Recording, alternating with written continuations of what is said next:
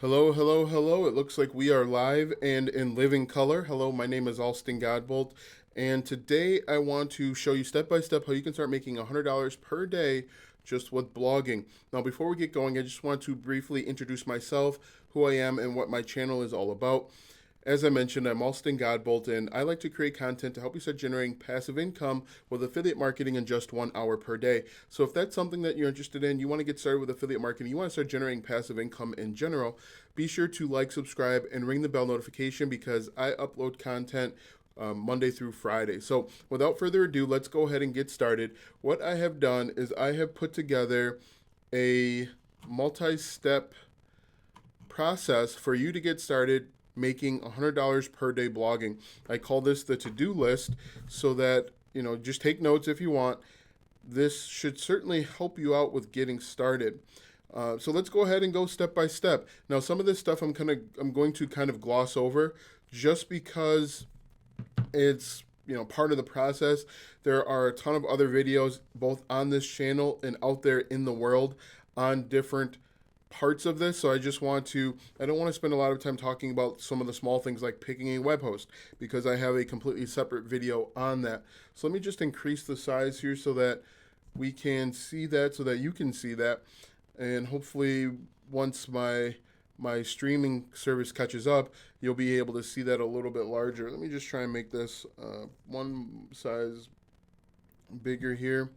All right, so that is pretty large. Hopefully you can see it. I know that it's large on my screen, but let's go ahead and get started. So step one is easy, it's basic, it's simple. You pick a web hosting provider. I could spend probably 20 minutes doing a review on how to pick the best web hosting provider. There are a number of them out there: Bluehost, NameHero, Namecheap also has web hosting, GoDaddy, A2 hosting. There's just a ton of them out there. Don't spend a lot of time trying to pick the best web host. They all have their strengths and weaknesses. I would recommend finding something that offers probably shared hosting to get started, but they offer unlimited websites, unlimited domains, things of that nature. If you're looking to get started with something without doing any research, I'd recommend Bluehost. I do have an affiliate link in the description for Bluehost, but ultimately you should probably spend some time trying to figure that out. But first step is pick a web host. Second step is to pick a domain name. Now, this can get a little bit tricky when it comes to picking the right domain name, simply because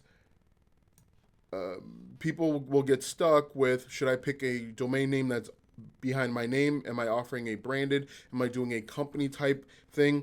What I recommend, if you're just getting started, you could probably get away with doing a domain name that's based off of whatever business type you're going to get started. For example, let's say you're starting a blog about kitchen appliances. So you're going to do a blog about stand mixers, blenders, all of those different things. What I would recommend is, if you want to eventually be able to sell this business off to someone, create a domain name around the household item. So you want to do like householdapplianceworld.com or something along those lines. There are a number of I actually have a few different videos on this channel that show you step by step how to pick the best domain name. So again, I don't want to get bogged down with that. I want to get to making the money part, making $100 per day. So step two is to pick a domain name. There are lots of ways to go. There's a website out there that I like called I think it's like domainnamesearch.com that will help you pick a domain name. You just have to kind of enter in some parameters. There are a number of sites out there. There are a number of sites out there like that can help you out. So step three is set up your WordPress site. Now, I recommend and prefer WordPress when it comes to blogging. WordPress is it's a content management software that you put on top of your web hosting provider. So what will happen is, when you finally pick your web hosting provider and your domain name, you'll go ahead and set up WordPress. Most companies out there have what's called a one-click install, where you just quickly set up WordPress. They'll set all of the back-end stuff, and you basically just pick a theme. Now, the next step with setting up WordPress, and I don't have it on here, is I recommend that you purchase a premium theme. A premium theme has a number of different features that are added. Usually the coding behind the scenes is a little bit better, and it works faster. Also, premium themes are usually updated. You get just bits of information that that aren't accompanied with free themes. Now there are a number of different websites out there. I use ThemeForce to purchase premium themes, and so I recommend that you do something like that as well. What you do is when you go to ThemeForce, you just simply purchase a theme, you download it to your computer, and then you follow the steps to upload it into WordPress. Again, there are a number of different websites out there or a number of different YouTube videos and YouTube channels that will help you with that step by step. But I certainly recommend that you download and install WordPress. Just to back up when it comes to themes are the way your website looks and feels. So when you think about WordPress, there are themes and there are plugins. Again, themes represent or change how your website looks and feels. Plugins change some of the features and functionalities. For example, you can have a running clock as a plugin. You can have a pop-up or a pop-in that asks to collect your email address or asks to collect the customers or users' email address. That is a plugin. So there are subtle differences between the two. When you purchase a premium theme, usually a lot of those plugins come with it as well. In addition, there are a few other plugins that I'd recommend. Again, that's kind of outside the scope of this video, but this could turn into easily a 3-hour video just talking about WordPress and going through and getting the right plugins and making sure that you have it set up correctly. After setting up WordPress is picking a niche. Now, ideally, you probably want to do this before you purchase your domain name, but for the purpose of this video, the order doesn't matter. Now, when you pick a niche, basically a niche is a topic, it's an idea, it's a subject matter. Any niche can work. The reason why people fail is A, they pick a huge niche, they don't niche down, and they don't put in enough time, energy, and effort. For example, most people are going to jump in under health, wealth, relationships, and technology. Because those are such large niches, you can niche down multiple times and you can find success and build up slowly. For example, when you just think about technology is web hosting, technology is computers, technology can even be this microphone. When you think about technology, video games, it's a very large niche, and what you should do is you should niche down and then build back up. So if I was thinking about video games, for example, you don't just want to start creating content about the best video games. You may want to create content about exclusive multiplayer video games that are offered only on Xbox. Or you may want to start off talking about a certain level within a video game. So I used to play a lot of video games, and one of the last video games that I played was called The Division 2.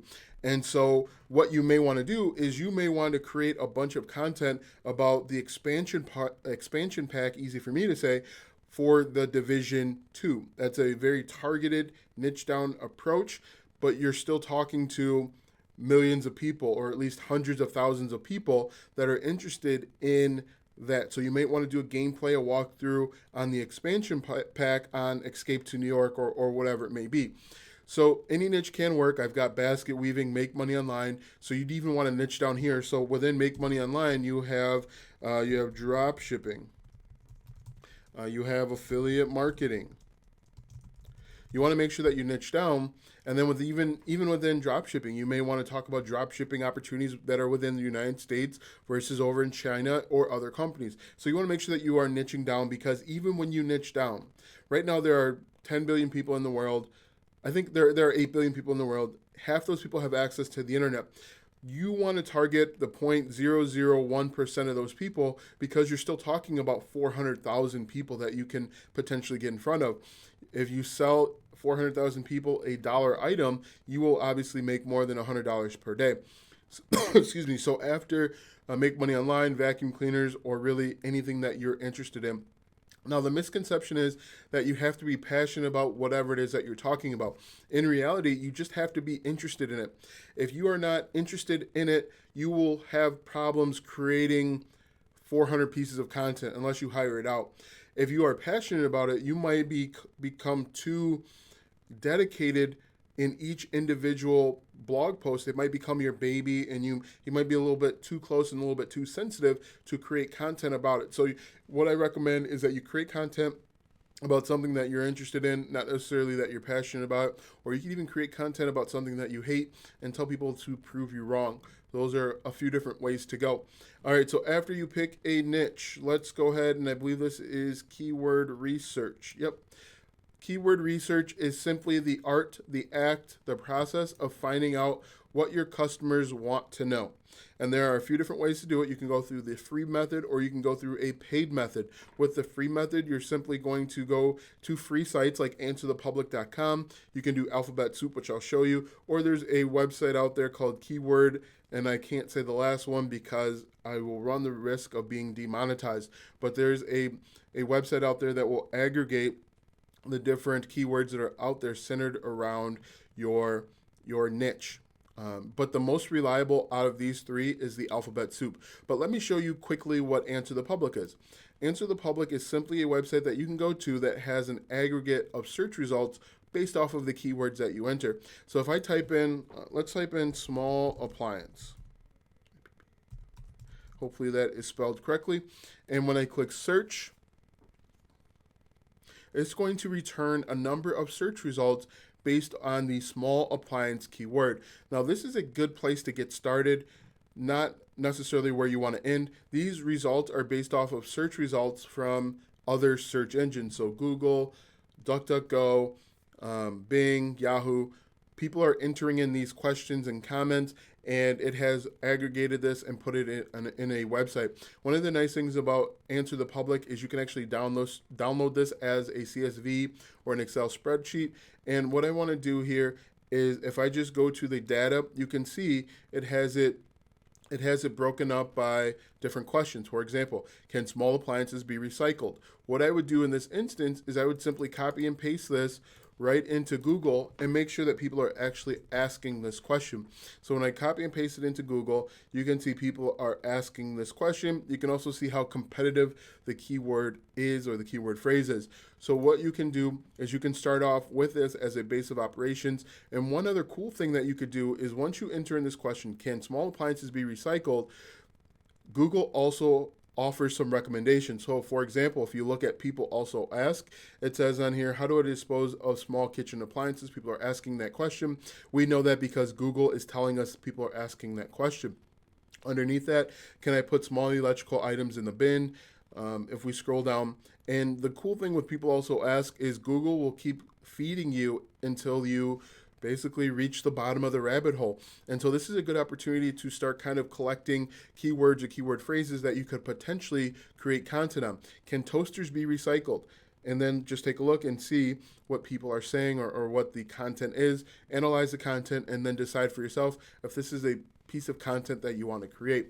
So again, Answer the Public is a good opportunity. If we scroll down and if I click data again, it is going to give us different prepositions. Small appliance for short, small appliance for short crossword. You could also find potentially small appliances for apartments, small appliances for tiny houses. So just scroll through and use this as your basis of operation. So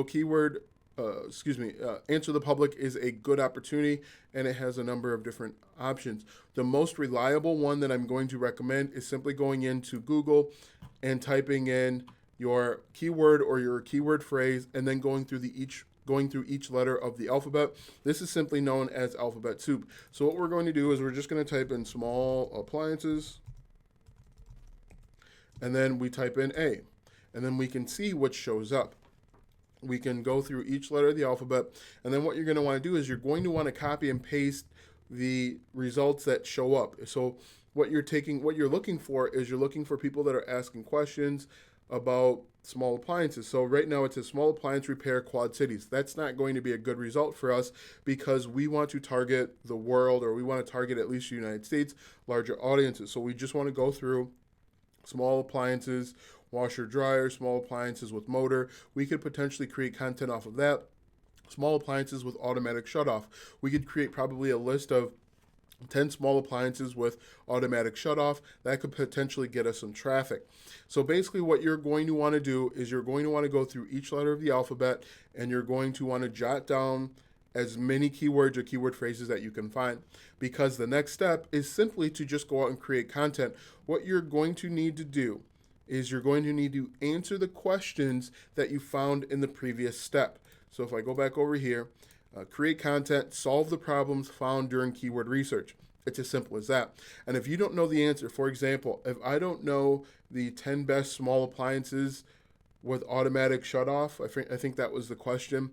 What you're going to want to do is you're going to want to read blog posts that are answering that question. You're going to want to read YouTube or watch YouTube videos that are answering the question. And most importantly here, do not copy and paste, because Google will see that you're copying and pasting. Your site will lose credibility, and you're also kind of messing over the person that you're taking the content from, because Google really can't tell what's going on. It sees two exact pieces of information, and it's going to suppress both of them in the algorithm. So do not copy and paste. Be kind, be ethical.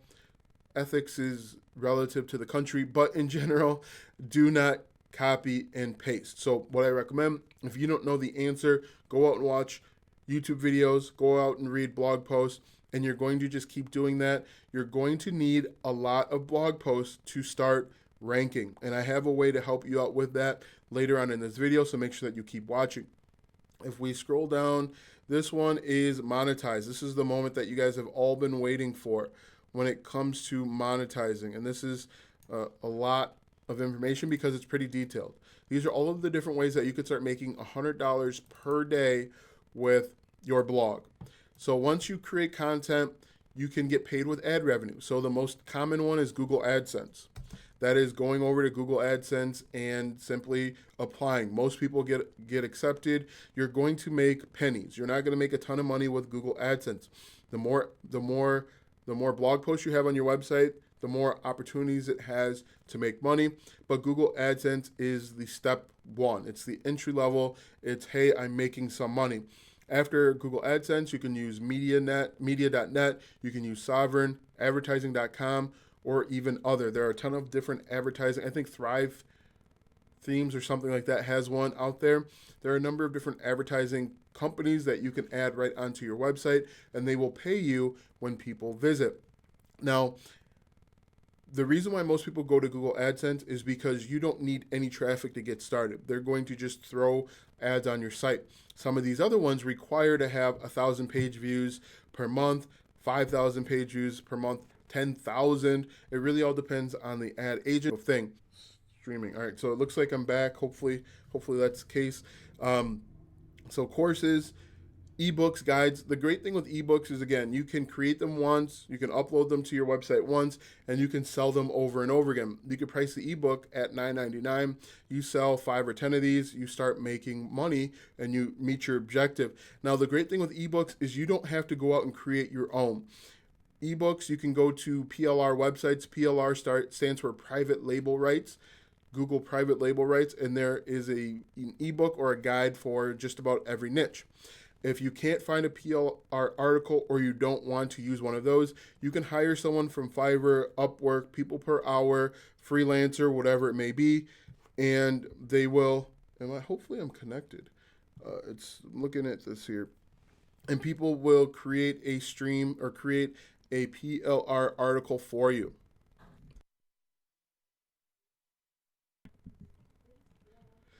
So as I mentioned, you can do PLR article, or you can even hire somebody to do it for you. After that, you can actually become a coach. So again, if you have a specialized knowledge or skill, maybe in basket weaving, you are a professional basket weaver, you can actually, you could become a coach to teach people how to correctly basket weave, and you can do this virtually. As you know now, with the recent changes, you can do Zoom coaching, you can do one-on-one coaching, and you can start making money that way. Another way you can monetize your blog is Amazon Associates. Now, most people are shying away from Amazon Associates because they keep cutting their commissions.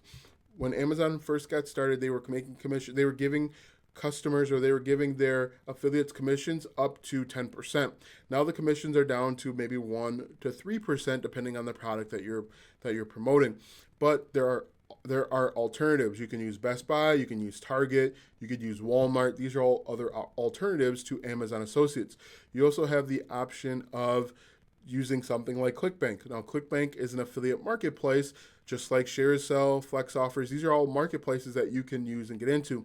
There are different requirements for each of these, but these are alternatives as well. So after ClickBank, ShareSell, Flex Offers, you can also just Google your niche and affiliate program. So if you can't find offers on Flex Offers, ShareSell, or ClickBank, Google, niche, and affiliate program. There will be hundreds of options that pop up. In addition to affiliate marketing, you can also do sponsorships. So you could basically you can basically contact large and medium-sized businesses and say, "Hey, I will write a blog post, and I will feature your stand mixer. I will feature your Heinz ketchup, and you can pay me, and you'll pay me for this." After that is guest posting. So these are all of the different ways that you could start making money online. I wonder if I am up here. Let me see. Let's see. I apologize if you're watching this. So, PLR. All right. So it looks like I don't know what's going on. I apologize if you're seeing this, but it says that I'm both working and not working. So I'm just going to continue as if I'm working. So after that, let's go ahead and find a way to get traffic. Now, there are a number of different ways. And in the beginning, I'm going to be perfectly honest with you. In the beginning, you're probably not going to have traffic. People aren't going to come to your site because Google and the other search engines don't trust you. It will take time and content before you can start getting traffic. And as I recommend this all the time. In the beginning, you need to go out and take your traffic. Before Google will give you traffic, before other search engines will give you traffic, you need to go out and take it. And some of the ways that you can take your traffic is simply with Pinterest, TikTok, YouTube, Instagram, Facebook groups, and Reddit. And basically what you're going to do is you're going to adhere to the guidelines of each of these social media platforms, create content, and point them back to your blog or your website. And it's really easy to do. With Pinterest, you're just going to create engaging pins. TikTok, you can just create short snippets of video. Videos are up to 60 seconds in length. What you can do is you can provide them a tip and then add a call to action and say, click the link in the bio to learn more, click the link in the description, or go to alstongodbolt.com to learn more. YouTube, you can basically read or regurgitate your blog posts and then tell people to go to your blog post or click the link in the description to learn more at your blog. Instagram is basically the same thing. You are going to create visual images and then link them back to your blog post. Facebook groups, you're going to solve someone's problem, you're going to add value, and then link them back to your blog post. And Reddit, you're going to do the same thing. After that, I have rinse and repeat. You're just going to keep doing this until you are as successful as you want. To make even more money, you are going to learn and apply email marketing. Email marketing is going to help you because you can retarget your customers for multiple products. Email marketing will help you because most people don't buy right away. And email marketing will also help because most programs like Amazon Associates, they don't let you know which customers purchase the product. So you're kind of in the dark about who's purchasing what, and email marketing will help you retarget for multiple offers. And then finally, analytics. You want to learn, understand, and make sure that you are tweaking your analytics. So you want to make sure that you want to know how many people, or you want to know the time on page. You want to know how long people are on your website, how many web pages they're viewing, and all of that good stuff. If you can improve your analytics even 1%, that's thousands of dollars potentially per month or per year that you're adding just by improving some metrics. If you're still with me, I apologize. I'm not sure. It says excellent connection, but my live apparently isn't working. So I don't know. I don't know what's going on. If you're still with me and you want to learn how I started making passive income every single day, click the link in the description or go to alstongodbolt.com/start. All right, so I apologize if this is broken and not working as anticipated.